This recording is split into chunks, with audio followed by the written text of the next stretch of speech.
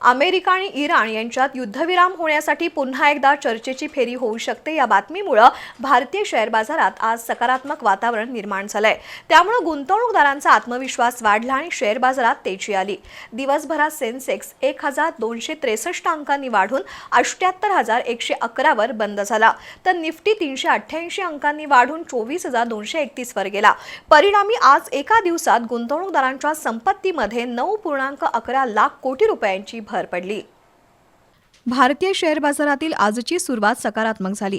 आशियाई बाजारातील वाढ आणि अमेरिका इराण यांच्यात पुन्हा चर्चा सुरू होऊ शकते या आशेतून शेअर बाजार सावरला। त्यामुळे आज दिवसभरात शेअर बाजारात चांगली खरेदी झाली।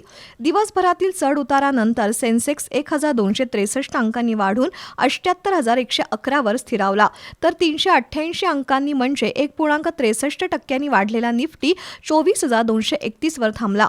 दुसरीकडे कच्च्या तेलाच्या किमती $100 खाली आल्यानं शेअर बाजारातही आशा निर्माण झाली।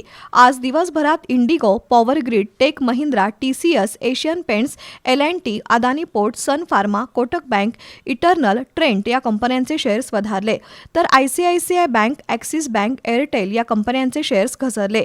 दिवसभरात निफ्टी मिड कॅप 2.20% आणि निफ्टी स्मॉल कॅप निर्देशांक 2.35% वाढला।